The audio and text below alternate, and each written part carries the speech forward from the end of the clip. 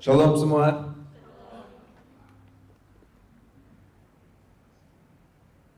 Sorry, aku mau suruh semua kita untuk bangkit berdiri sekali lagi. Itu kali terakhir. Mudah-mudahan. Ada ayat yang kita akan baca bersama-sama. 1, 2, 3. Kalau kamu mengaku dengan mulutmu bahwa Yesus adalah Tuhan dan percaya di dalam hatimu bahwa Allah telah membangkitkan Dia dari kematian, maka kamu akan diselamatkan. Sebab kita percaya di dalam hati dan dibenarkan dengan Allah. Dan kita mengaku percaya dengan mulut dan diselamatkan.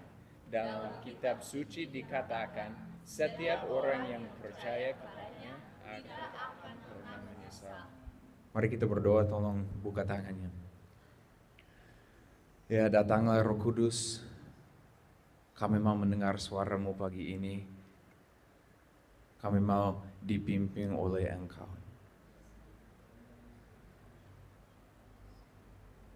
Tolong membawa kami ke dalam kebenaran-Mu pagi ini, Tuhan. Kami tidak mau terdistraksi, terganggu oleh dunia ini. Kami mau fokus hanya kepada Engkau, Tuhan Yesus. Dalam nama Yesus. Amin. Oke, duduk kembali.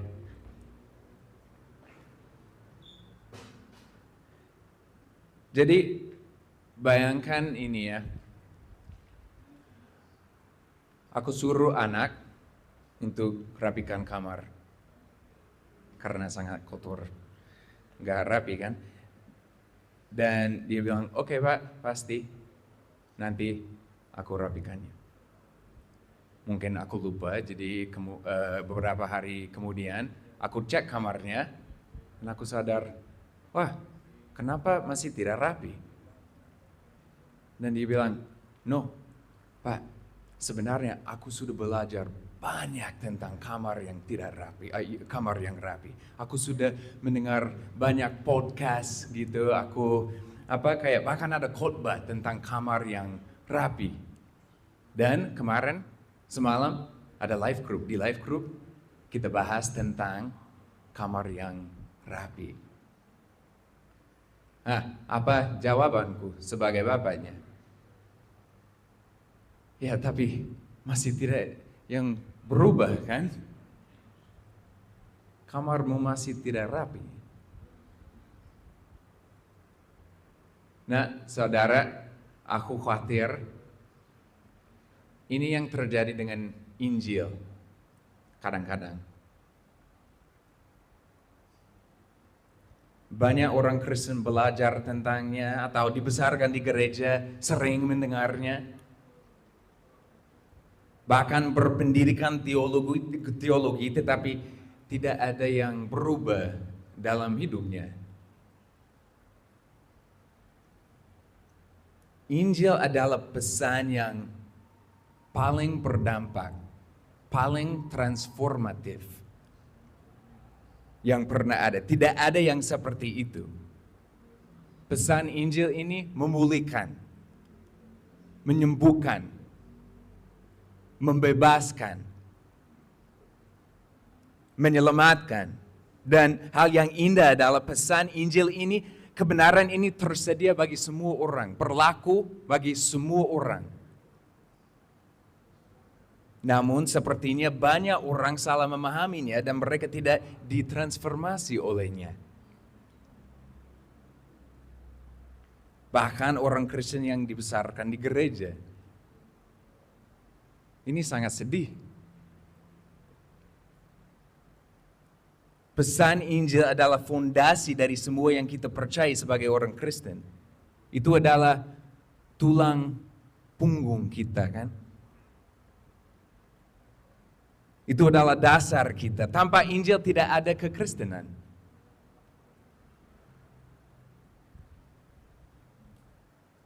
Namun banyak orang yang menyebut dirinya Kristen masih kurang memahami bagaimana pesan ini berhubung dengan mereka.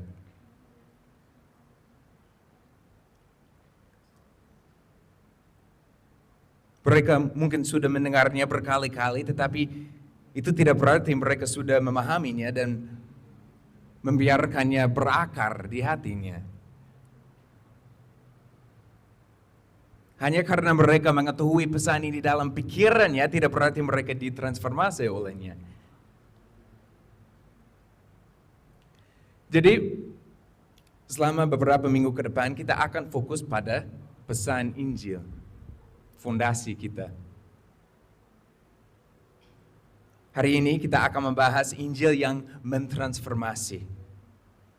Minggu depan, kita akan membahas bagaimana Injil bisa diterapkan dalam hidup kita sehari-hari.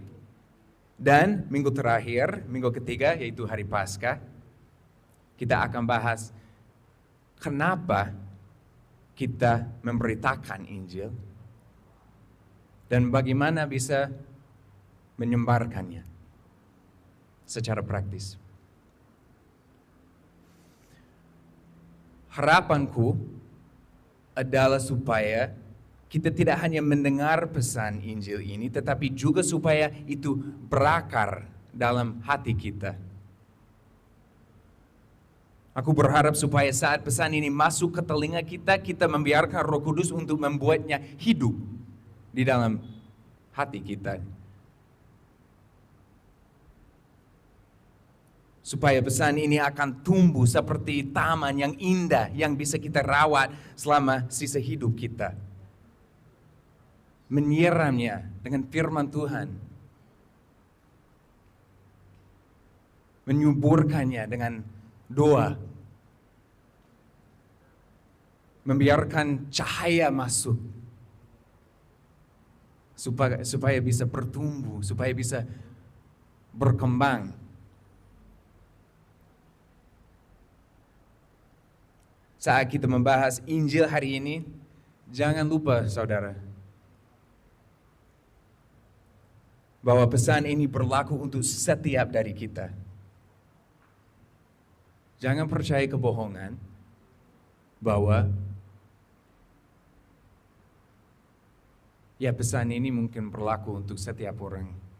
Tapi untuk aku, ya bukan, aku terlalu kotor.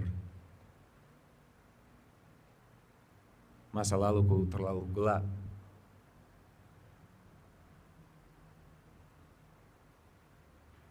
Itu adalah kebohongan, teman. Jadi pesan Injil ini berlaku bagi semua kita di sini.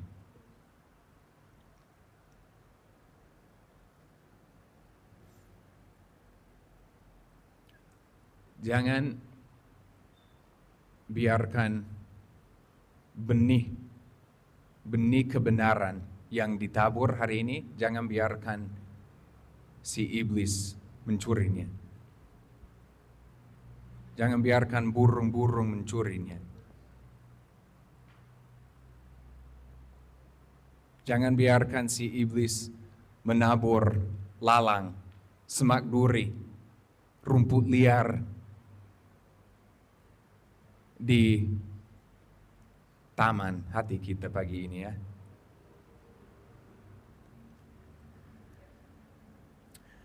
Baik, sebelum kita membahasnya lebih dalam, aku ingin berbagi pesan Injil yang sederhana ini kepada kalian, hanya menggunakan kitab suci.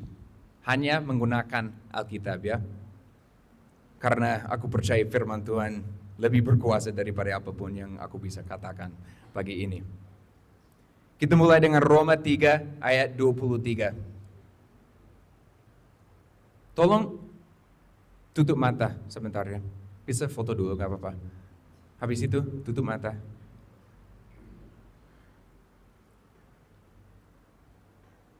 Saya baca. Sebab semua orang telah berdosa dan gagal mencapai tujuan untuk mengambil bagian dalam kebesaran Allah.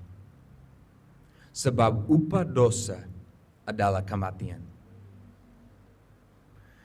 Tetapi bayangkan bagaimana Allah menunjukkan kasih-Nya kepada kita.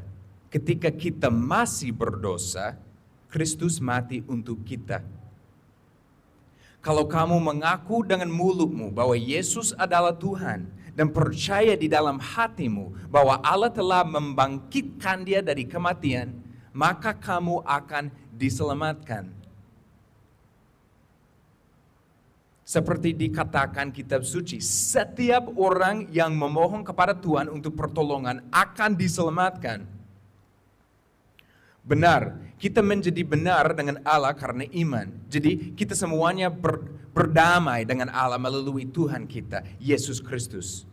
Melalui iman, Yesus telah membukakan pintu bagi kita kepada kasih karunia Allah yang sekarang kita hidupi. Dan kita bersukacita karena kita berharap untuk mengambil bagian dalam kemuliaan Allah.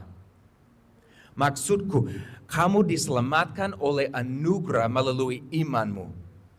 Kamu tidak menyelamatkan dirimu sendiri. Itu adalah pemberian Allah. Kamu tidak diselamatkan oleh karena hal-hal yang kamu perbuat. Jadi jangan ada orang yang menyombongkan diri tentang hal itu. Allah mengasihi dunia ini sehingga dia menyerahkan anak tunggalnya supaya setiap orang yang percaya kepadanya tidak akan binasa, tetapi menerima hidup yang kekal. Allah mengutus anaknya ke dunia ini bukan untuk menghakimi dunia, tetapi untuk menyelamatkan dunia melalui dia. Baik, tolong buka mata lagi.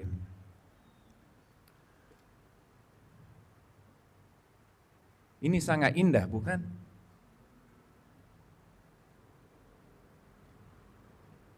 Namun, mari kita uraikan lebih lanjut ya. Sebelum kita membahas sifat Allah yang menyelamatkan, kita perlu memahami sesuatu.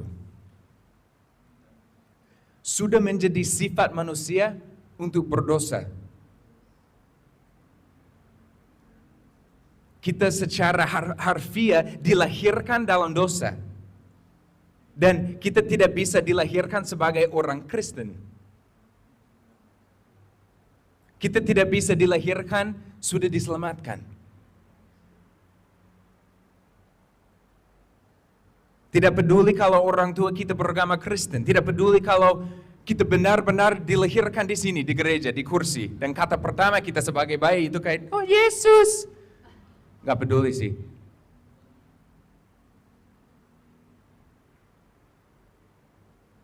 Kita semua dilahirkan dalam dosa dan kita semua perlu keselamatan. Kita semua perlu pertolongan dari Allah.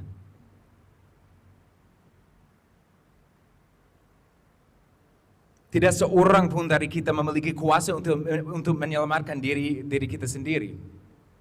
Tidak ada. Seperti yang tertulis dalam kitab suci, semua orang sudah berbuat dosa dan sudah kehilangan kemuliaan Allah. Dan upah dosa kita adalah maut, adalah kematian.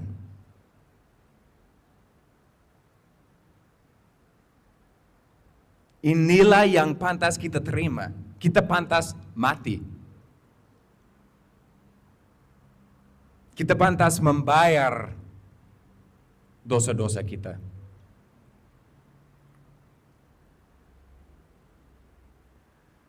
Dan teman, hanya ada satu cara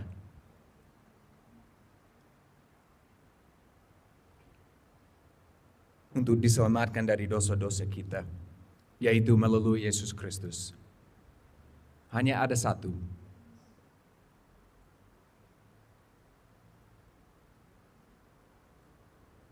Darah Yesuslah yang membersihkan kita dari dosa-dosa kita. Yesus adalah jalan, kebenaran, dan hidup. Dan tidak seorang pun bisa masuk surga kecuali melalui Dia.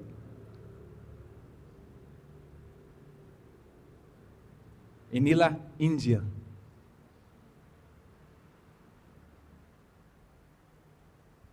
Keselamatan kita hanya diperoleh melalui kepercayaan kepada Yesus Kristus. Bukan dengan menjadi orang baik. Bukan dengan memperlakukan orang lain dengan baik.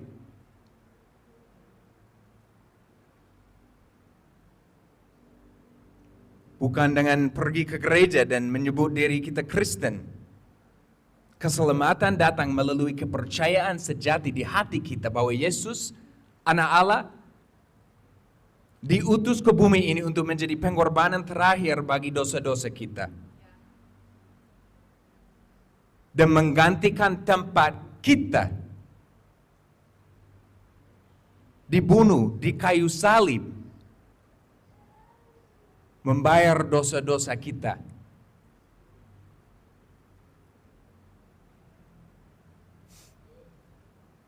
Dia mengalami kematian yang kita pantas alami.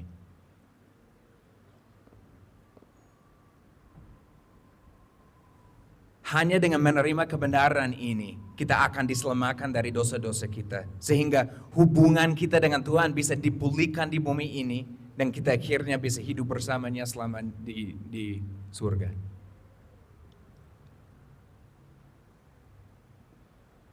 Aku tahu ini mungkin sulit didengar, tapi itu benar. Allah yang menciptakan bumi ini dan segala isinya hanya punya satu rencana untuk menyelamatkan kita dan memulihkan hubungan kita dengannya. Yesus Kristus adalah rencana A dan tidak ada rencana B.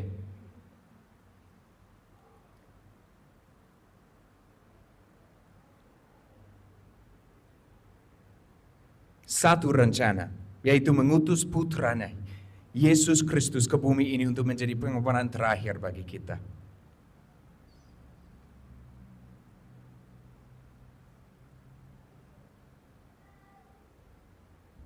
Dan menolak kebenaran ini berarti menolak keselamatan.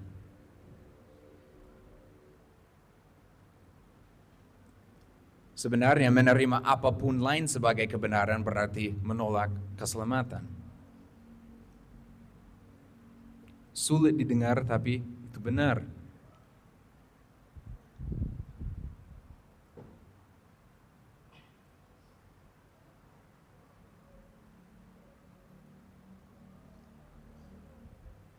Tidak semua jalan menuju surga. Hanya ada satu jalan. Dan jalan itu sempit. Hanya ada satu pintu yang mengarah pada pemulihan hubungan dengan Allah pencipta kita. Hanya ada satu pintu yang mengarah ke surga. Dan Yesus adalah pintunya.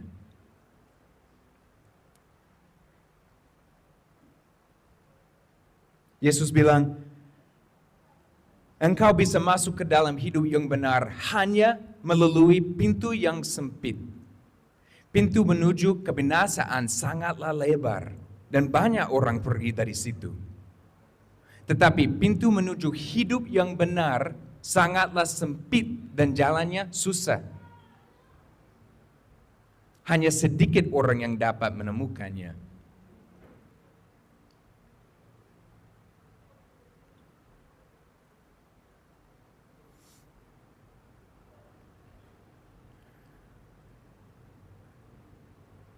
Teman, apakah kamu sudah menemukannya?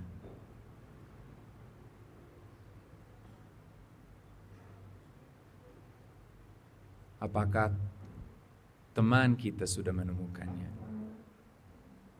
Apakah keluarga kita sudah menemukannya?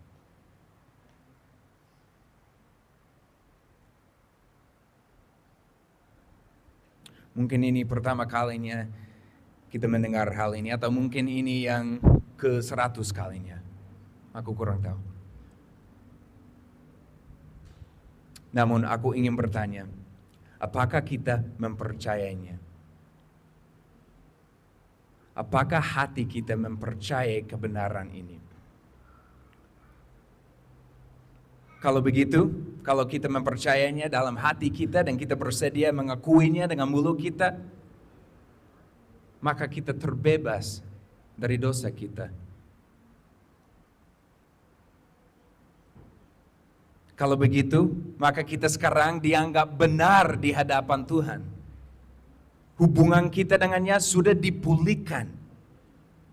Dan kita memiliki akses kepada hadiratnya dan bisa berbicara dengannya setiap hari. Dan kita sudah memiliki tempat di surga yang menanti kita.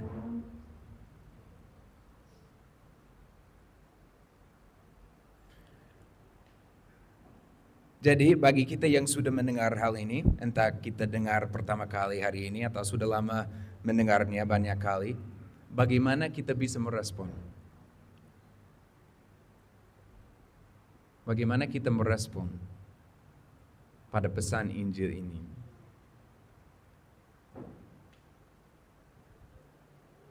Kita baru saja belajar bagaimana Allah menanggapi sifat dosa kita ya.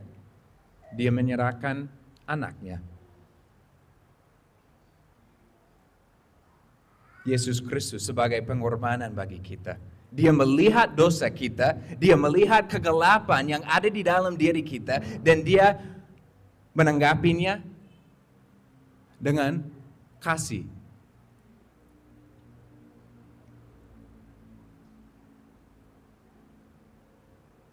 Allah mengasihi dunia ini sehingga dia menyerahkan anak tunggalnya supaya setiap orang yang percaya kepadanya tidak akan binasa tetapi menerima hidup yang kekal. Allah mengutus anaknya ke dunia ini bukan untuk menghakimi dunia, tapi untuk menyelamatkan dunia melalui dia.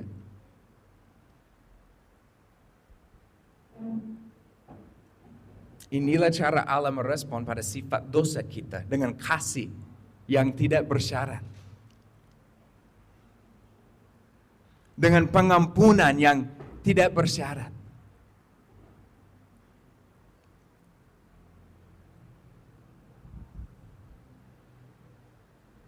Jadi bagaimana kita bisa merespon pada kasih ini? Bagaimana kita bisa merespon pada pemberian yang gratis ini?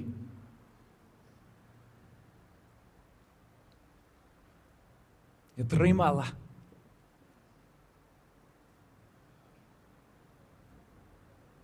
Jangan menolaknya.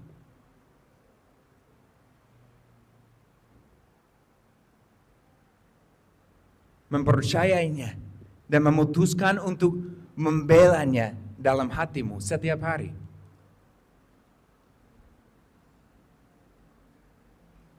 Pertahankannya dalam hatimu. Lawanlah keraguan. Khotbahkan Injil kepada dirimu sendiri setiap hari kalau perlu.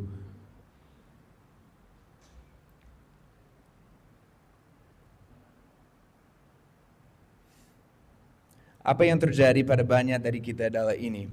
Kita mendengar pesan Injil ini yang indah, yang mengatakan bahwa kita bebas di dalam Yesus dan bahwa dosa-dosa kita sudah dibayar. Tetapi kita hidup seolah-olah kita tidak mempercayainya. Kita masih berpikir bahwa kita perlu mendapatkan kasih dan penerimaan Tuhan melalui perbuatan kita. Atau kita serahkan saja pada takdir dan kita hanya berharap mungkin suatu hari ke depan kita akan diampuni dan diterima oleh Allah. Walaupun itu sudah selesai.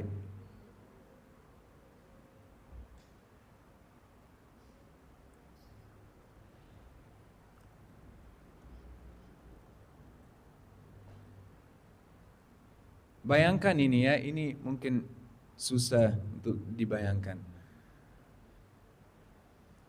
Bayangkan perasaan Yesus mengetahui bahwa dia menyerahkan nyawanya bagi kita supaya kita bisa menjalani hidup penuh dengan sukacita. Dari rasa bersalah dan penyesalan yang datang dengan dosa. Lalu kita menolaknya karena kita sendiri rasa bahwa kita tidak layak.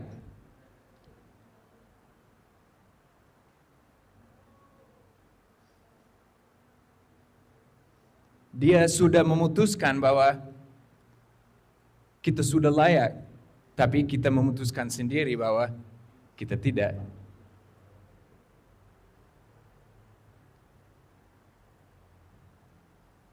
Di sini ada Yesus yang bilang, kamu layak untuk menerima kebebasan dari dosamu. Aku sangat mengasihimu sehingga aku menyerahkan nyawaku sendiri bagimu. Jadi terimalah. Percayalah. Lalu kita menolaknya dengan menjalani hidup terbelenggu.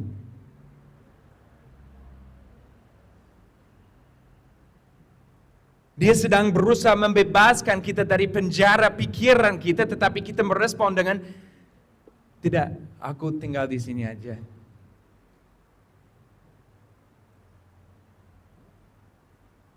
Aku tidak layak bebas, aku terlalu kotor. Masa laluku terlalu gelap.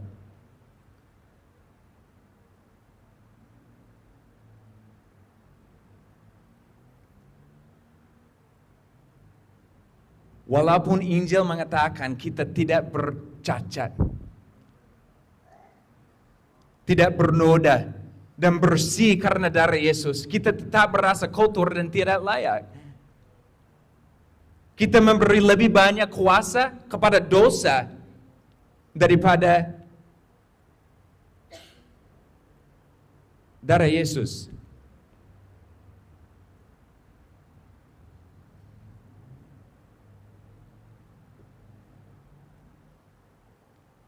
Ini satu tanda bahwa kita hanya mendengar Injil tetapi belum sepenuhnya mengerti. Kita belum sepenuhnya percaya. Kalau kita percaya bahwa kita terbebas dari dosa kita, kenapa kita masih hidup terbelenggu? Atau kenapa kita masih meragukan keselamatan kita? Bagaimana mungkin kita bisa mengetahui Injil ini tetapi kita belum ditransformasi olehnya? Bagaimana mungkin?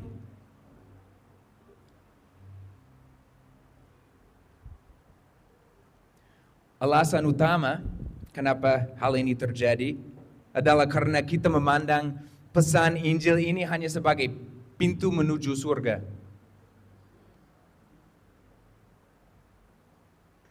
Sebuah tiket menuju surga.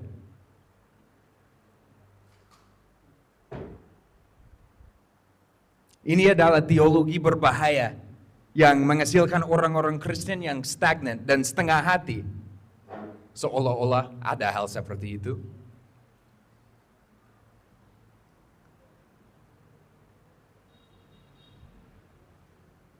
Kita mendengar Injil dan kedengarannya bagus, enak. Terasa enak di telinga kita karena berbicara tentang keselamatan dan kebebasan. Jadi kita mengucapkan doa dan terima Yesus dan mungkin kita kadang-kadang datang ke gereja. Tetapi iman kita semakin kurang dan tergoyah. Kenapa? Karena kita memandang pesan Injil ini seolah-olah itu adalah sesuatu yang terjadi satu kali.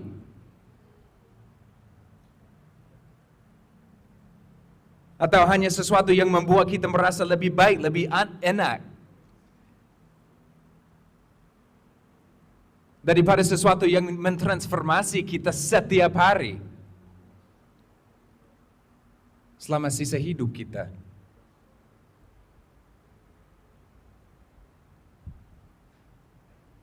Dan kemudian ketika persekusi terjadi, atau kita diejek oleh teman, atau kita mengalami tekanan dari keluarga kita, atau kehilangan pekerjaan, atau ada anggota keluarga yang meninggal,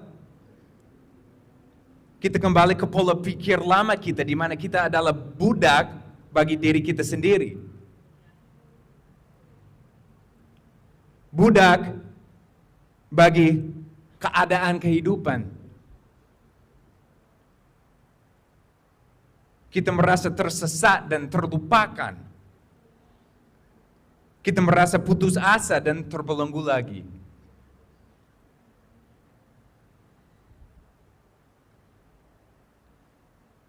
Karena benih keselamatan dan kebebasan dari dosa hanya ditabur, tetapi tidak dirawat, Benih-benih itu dicuri oleh burung-burung, oleh si iblis.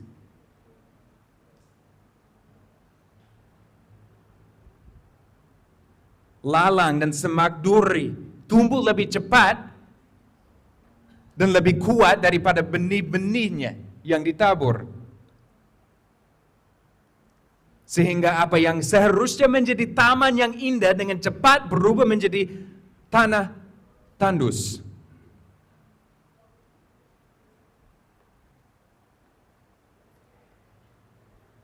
Injil seharusnya tidak pernah berhenti mentransformasi kita. Sejak saat kita berkomitmen untuk mengikuti Yesus sampai saat kita meninggal, Injil seharusnya bekerja di hati kita.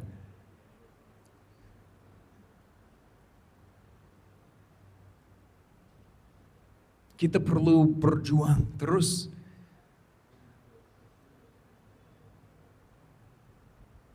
Jangan biarkan burung mencuri benih yang sudah ditanam hari ini atau kemarin. Jangan biarkan iblis menabur lalang dan semak duri di taman hati kita.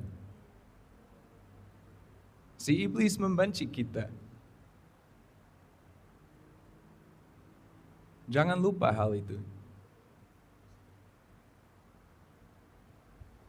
Yohanes 10:10 bilang bahwa dia datang untuk mencuri, membunuh, dan membinasakan. Inilah rencananya. Inilah strateginya. Dia mau mencuri, membunuh, membinasakan.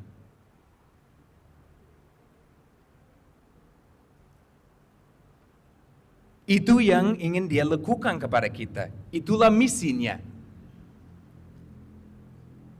Jadi, apa misi kita?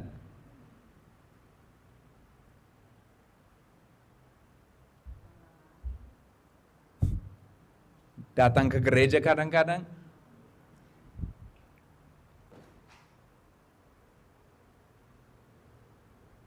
Dan kemudian menghabiskan sisa waktu kita untuk berfokus pada diri kita sendiri.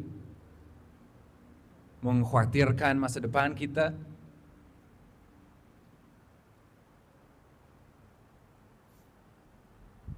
Apakah misi kita untuk menghabiskan 8 jam sehari main HP dan hanya berharap nanti kita akan merasa bebas dan kuat dalam Kristus? It doesn't work like that.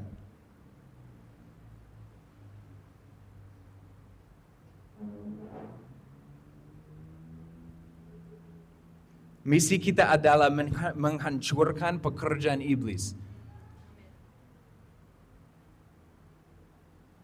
Dan itu termasuk menjaga hati dan pikiran kita sendiri.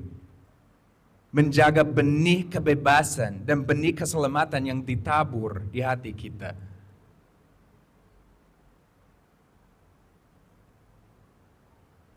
Jadi bagaimana kita bisa melakukan ini? Bagaimana kita bisa menjaga benih yang ditabur? Benih Injil yang ditabur di hati kita. Ada 3 hal. Kita tetap dalam firman Tuhan dan menaatinya.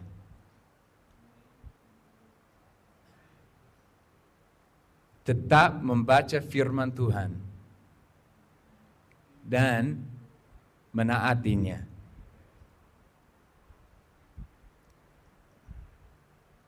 Kenapa tidak hanya membaca? Atau kenapa tidak hanya mendengar? Kenapa kita harus mentaatinya? Seperti Yakobus bilang, kalau kita hanya mendengar, itu sama seperti kita lihat ke cermin dan langsung melupakan siapa diri kita. Dia bilang kalau kita hanya mendengar tetapi tidak melakukannya, kita akan melupakan siapa diri kita, tujuan kita, identitas kita. Dan kalau kita kehilangan identitas kita, pintunya sudah terbuka supaya iblis bisa masuk dan mencuri benih. Yang kedua, tetap dalam doa. Doa adalah cara kita tetap terhubung dengan Tuhan. Tidak mungkin memiliki hubungan yang sehat, yang nyata dengan orang lain tanpa komunikasi. Doa adalah cara itu. Kalau kita, apakah aku akan kayak dekat, akrab sama Bun kalau kita tidak pernah berbicara? Tidak. Kita tidak saling kenal. Itu sama dengan Tuhan. Gak ada perbedaan. Tanpa doa, kita tidak bisa dikuatkan olehnya. Kita tidak bisa dibangun olehnya. Kita harus tetap dalam doa kalau kita mau menjaga benih yang ditabur, benih Injil yang ditabur di hati kita. Yang terakhir, jangan menjauhkan diri dari komunitas.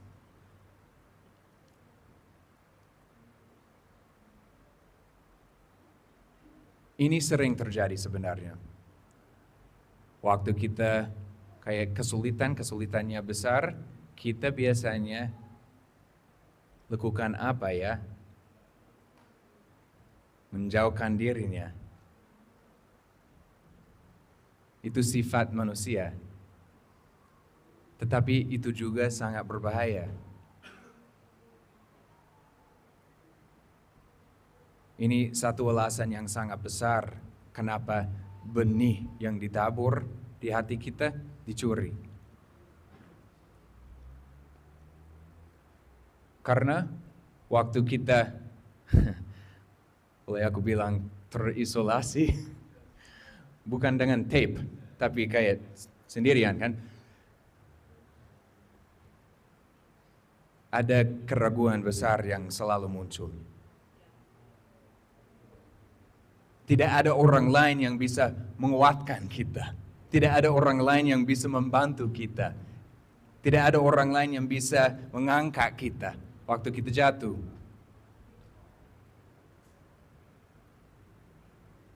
Jadi ada keraguan yang muncul karena tidak ada orang lain yang bisa berikan kebenaran kepada kita.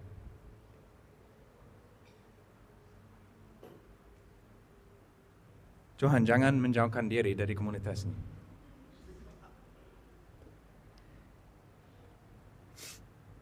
Tidak ada orang untuk mengingatkan kita tentang siapa kita.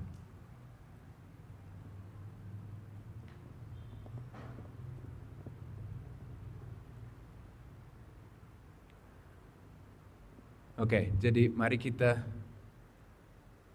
merespon ya kepada apa yang kita baru dengar.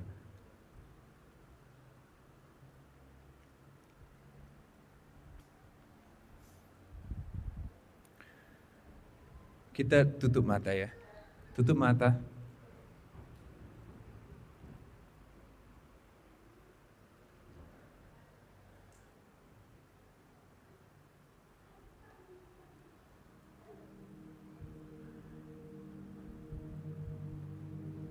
Kita biarkan Roh Kudus ya bekerja di hati kita sekarang.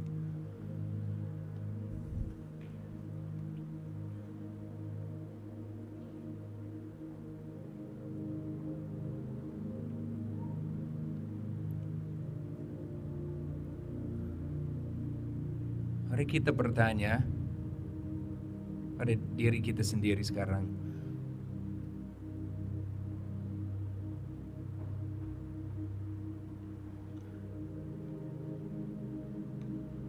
Apakah aku merasa bebas?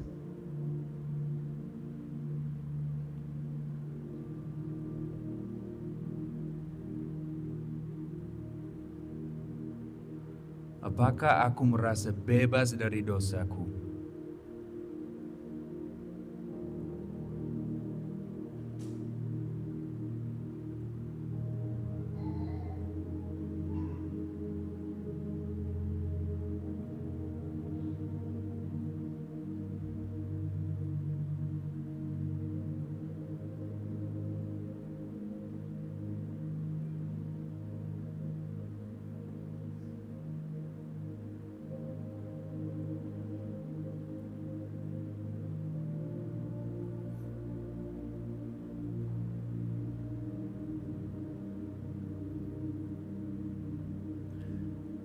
Tanyakan ini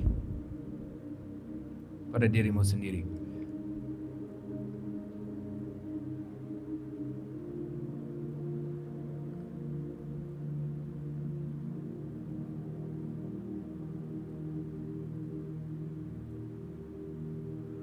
Apakah aku sudah menerima kebenaran ini, pesan Injil ini, sampai itu berakar dalam hatiku?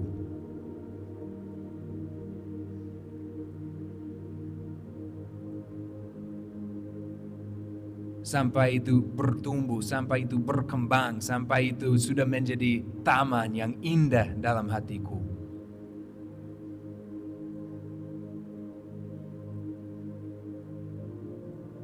Atau apakah aku hanya memandang pesan Injil ini sebagai pengetahuan saja, yang hanya tinggal di pikiranku aja?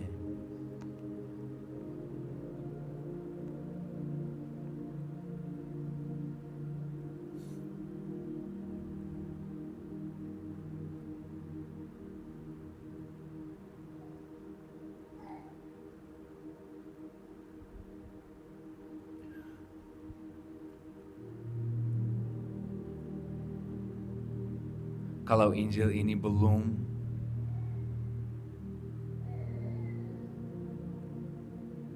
dirawat dalam hatimu, mungkin benih-benih sudah ditabur tapi belum dirawat,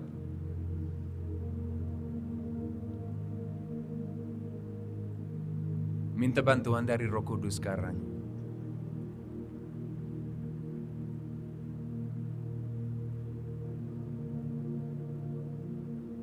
Minta bantuan darinya sampai itu menjadi nyata dalam hatimu.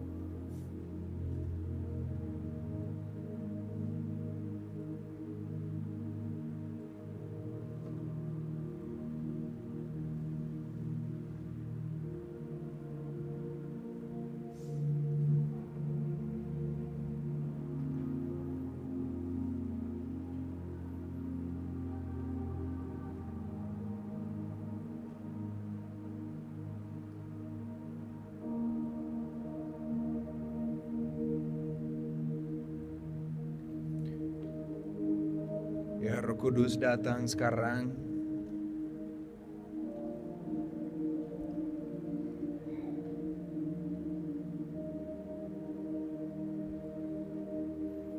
Silakan tegur kami, silakan kuatkan kami.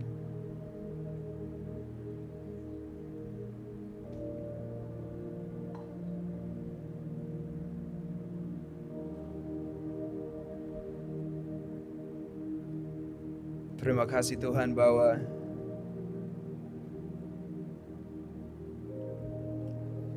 ya, belum terlambat bagi kami.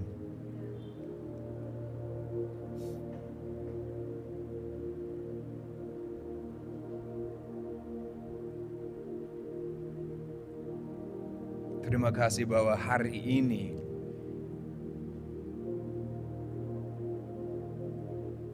Injil yang menyelamatkan, Injil yang mentransformasi,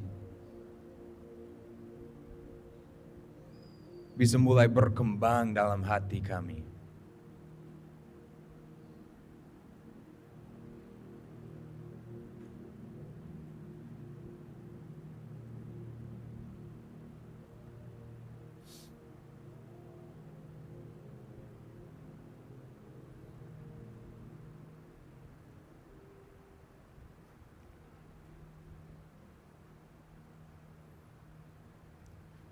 Kita sudah bebas.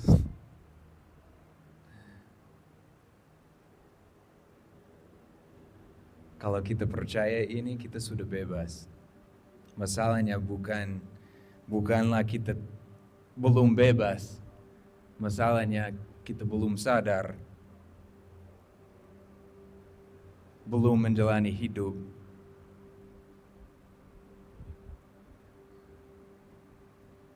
dengan bebas ini.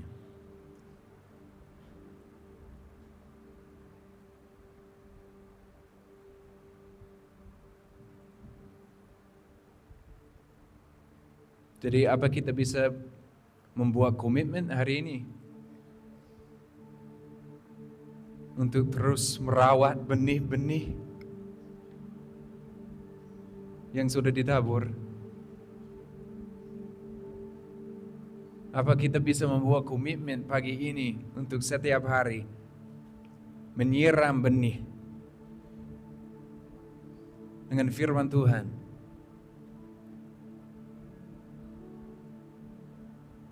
Menyuburkan benihnya dengan doa.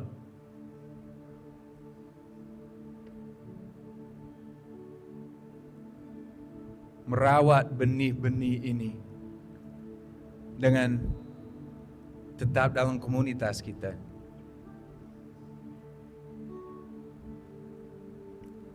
Dengan tidak menjauhkan diri kita dari komunitas kita. Mari kita membuat komitmen ini pagi ini.